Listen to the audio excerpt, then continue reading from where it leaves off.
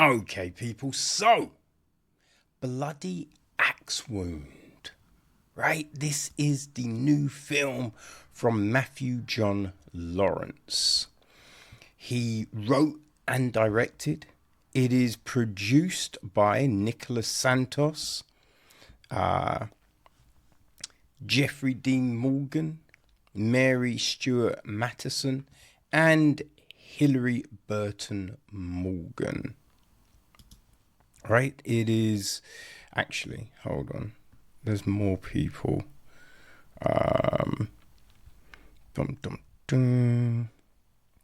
Also, Cassandra Del Visco, Liz DeCesare, Jordan Mannequin, executive produced, and Eric Knapp, executive produced by Meg Mortimer, co-produced by Mackenzie Lucy and Sarah Fairchild. Yes. Heidi K. Eklund took care of casting along with Hudson Valley Casting Company and Amy Hutchins. Right? It is cinematography was handled by Michael Suter and Kyle L. Kelly. Lisa Myers took care of production design. Justin Chan and Matthew John Lawrence were on editing. Sylvia Greaser was on costume design.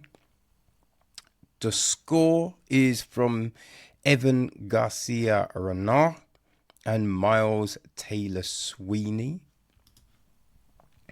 Set decoration is Layla Stover. Got special effects, makeup and all of that, Jared Balog. Who else? Yeah, that is all of that. Our cast. Who is in the film? Well, I will tell you, people. Abbie Bladecut is played by Sari Arambulo. Her dad, Roger Bladecut, was played by Billy Burke. There's Glenn, who runs the dry cleaners and is a friend of Abbie and Roger. He's played by Eddie Levy. Then we've got Sam Crane. Oh, Sam Crane, the love interest, played by Molly Brown. Sam's friends, we have got Patty, played by Margaret Anderson Song. There's Izzy, played by Angel Furry. Billy, played by Taylor Supul. We've also got Mackenzie, who is an employee at the video store run by Roger. Mackenzie's played by Matt Hopkins. And Butch Slater, another serial killer, played by Jeffrey Dean Morgan. Dum, dum, dum. So yeah, that's, hold on. There's also Sage Spellman. She plays Laverne. David Littleton is Mark. Yeah, that's our main crew. The gist of the film: Abbie Bladecut is a teenager torn between the macabre traditions of her family's bloody trade and the tender stirrings of her first crush. In the small town of Clover Falls, Abbie's father, Roger Bladecut, has built an infamous legacy by capturing real-life killings on tape and selling them to eager customers. But as Abbie delves deeper into the grisly family business, she begins to wonder if it's time to take the family tradition in a new direction. Dum, dum, dum. Yo, this was different, right? Because bloody axe wound, I think you just think slasher, right? But this is kind of more than just a slasher. There's not many films from this kind of perspective, right? I think one of the first I came across has to be Hell is a Teenage Girl, right? Which was from Stephen Shawcock, right? And we spoke to Stephen and Eliza Rotaro, earlier in the year, right? I think that was part of our Fantasia coverage. And that was great. That film was really, really good. And I know that the short film was a proof of concept for a feature. But yeah, this was, I mean, Bloody Axe Wound was definitely something that caught me unawares, right?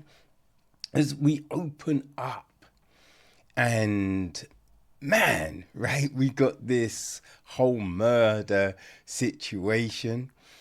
The special effects were pretty good because that melted face at the start, oh god damn, that was gnarly, right? And then, you know, we come into, like, we get kind of a little inkling to what this is, you know, as Abbie goes into work. You know, we get a little narration from Abbie as well. So it's an interesting film, and the cast were good. Cast were really good. You know what I mean? Which definitely helps. And you do buy this, you know, stirring of first love between Abbie and Sam. You know, it's sweet, it's cute, right? Like, I think they do it well. There is also a well, it's not a real one, but there is a you know what I mean? What should we say? There is a reference to a bloody axe wound in the film. No, this, like, I enjoyed it. I did really enjoy the film.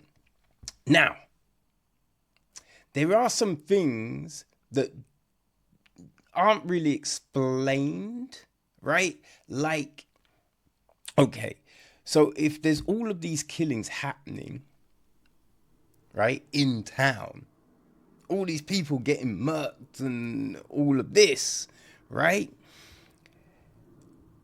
Firstly, wouldn't everyone in Clover Falls go, hold on, the videos that are getting sold, those are real murders? Where the fuck are you getting those videos from? Right? And also, you'd be arrested because it's snuff. Right? That's a snuff. Wait.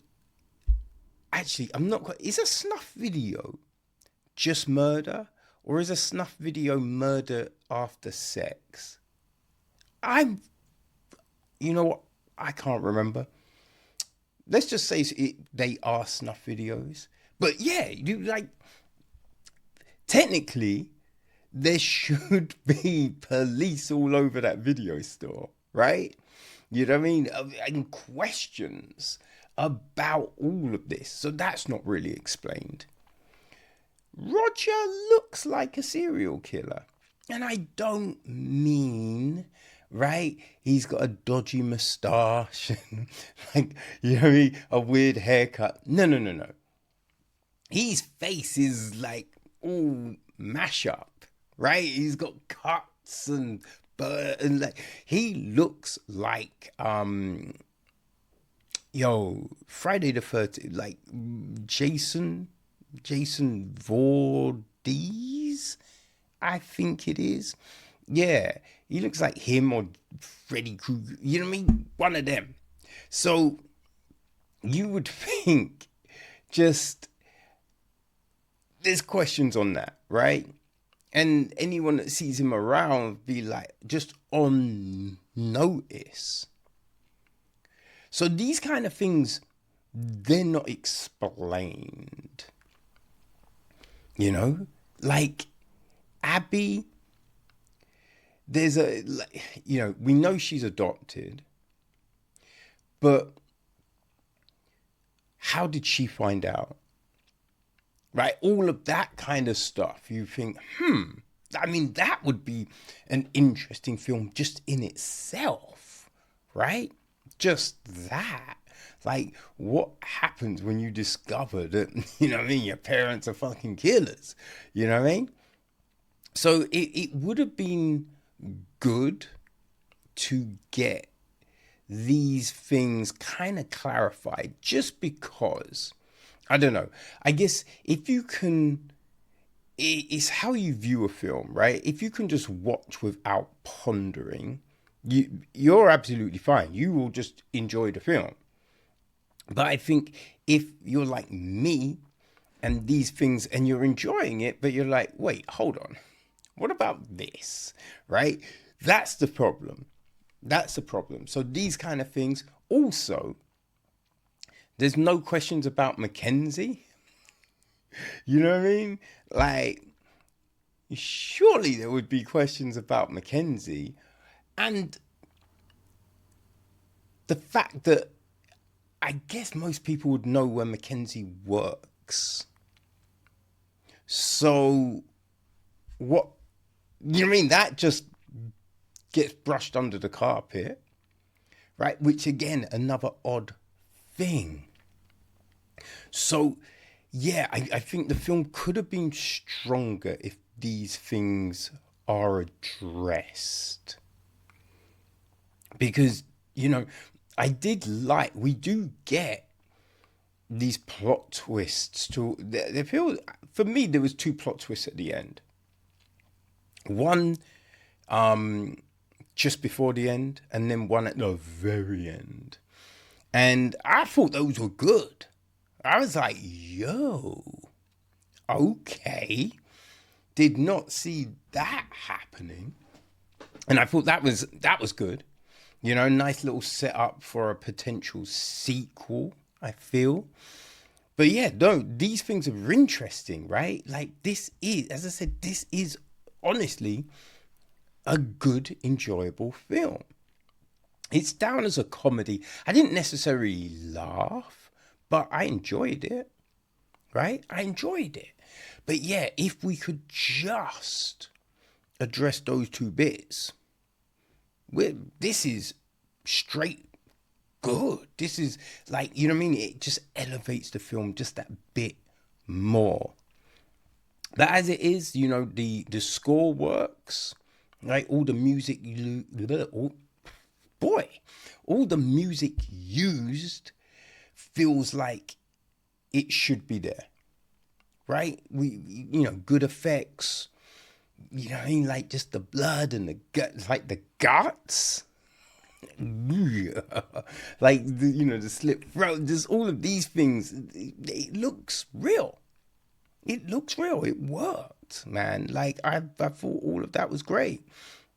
You know what I mean? Like I just think the wardrobe, just all of these elements brought this story to life with a great work from the cast. Direction was good. But for me, it was just, I wish those few points could have been touched upon. But yeah, definitely worth checking out. So it hits cinemas on the 27th of December. And there's sometimes, right, this is only stateside. But I know for sure It's playing at the Prince Charles Cinema. Right, I'll put a link on the website. So yeah, there will be a link so you can find it on their website, book your screening. It's also out on VOD on the same day. But yeah, I don't know if that's just stateside or UK. Not giving that info. But yeah, from the 27th, you can enjoy some bloody axe wound.